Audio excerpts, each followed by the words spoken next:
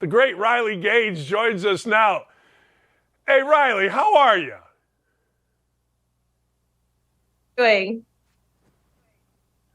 Riley, I've been all over. Only Sage Steele has come out and really publicly on a big stage kind of supported you. I'm shocked, or maybe I'm not shocked. All these Sports Center anchors, these USA Today writers, Christine Brennan, they haven't said squat. Nobody's here from a feminist, from a woman's side of it. No one said nothing, and it pisses me off.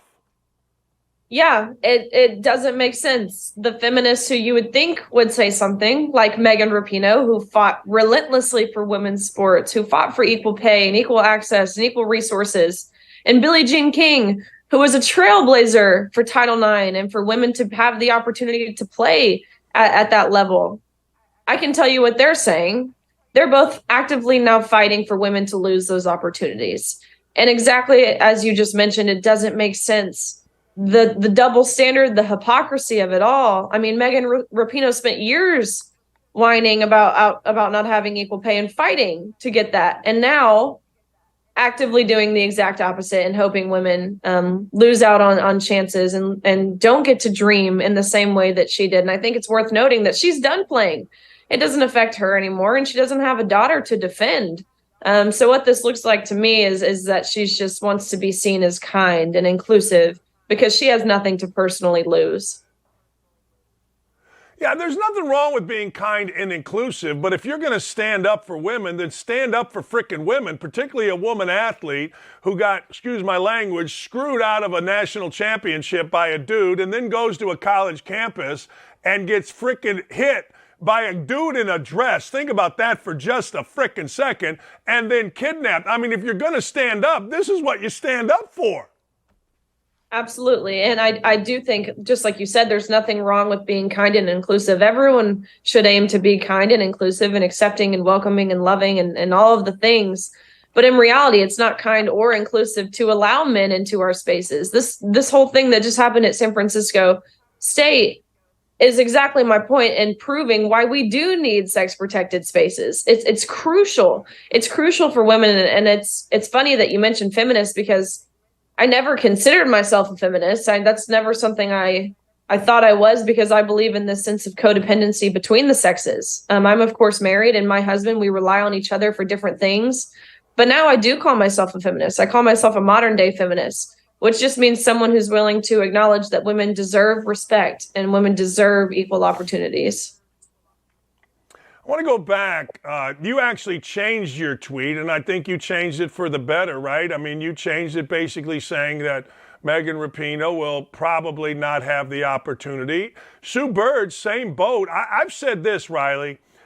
If I coached college basketball a long time, and women coaches, friends of mine, when I was a men's coach, they always had guys practice against the women in women's basketball. And the guys beat the women. If the UConn guys identified as a woman when Sue Bird was at UConn, you'd have never heard of Sue Bird. And she'd be fighting like crazy to make damn sure that didn't happen, right? Absolutely. Absolutely, she would. Same thing with Megan Rapinoe. Same thing with all 40 of these athletes who signed on to this petition fighting for male inclusion into women's sports. None of them would have had the opportunity to achieve what they achieved, to be in the same place that they are, without the women's sporting category, without Title IX. If Title IX is altered in a way that it no longer stops discrimination on the basis of sex, but now stops discrimination on the basis of gender identity, this is detrimental. It means that men could join sororities. It means that men would have access to every space, bathroom, locker room on campus for women. It would mean, of course, men could take both athletic and academic scholarships away from women. It would mean that men could live in dorm rooms with women and you could do nothing about it, or else you were guilty of committing sexual harassment. And I think these women, they don't understand what's at stake. They don't understand how this is. I think we like to look at the humanity piece from the opposition, the opposing side, how this affects trans individuals. But why aren't we looking at how this affects women? Why are we totally neglecting our feelings and our safety and our privacy and our dignity and our fairness? Why are we neglecting that, all while prioritizing the minorities? It's just, there's so much about this that is not adding up. But I truly believe eyes are beginning to be opened and tides will start to turn soon. I agree, and that's why my wife, I think I told you this, is a softball All-American, legendary coach at Bowling Green, Syracuse.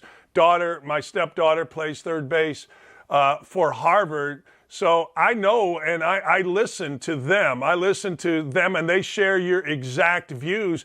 People always say this, and I want to run this by you. People always say, well, you got to have a solution. I said, okay, here's your solution.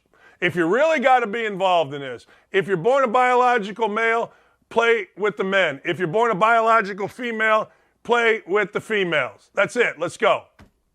Absolutely. It's a way that no one is banned. A lot of these state bills being passed, the opposition says that this is a bill that bans trans athletes from competing. No one is banned.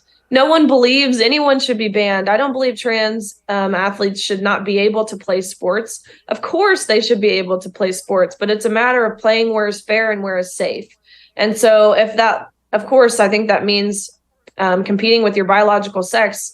But even in some sports, having a trans league, I don't know how realistic it really is in terms of setting this up, having people to play in it. But it's a way everyone can be embraced. Everyone can play safely. Everyone has opportunities for success.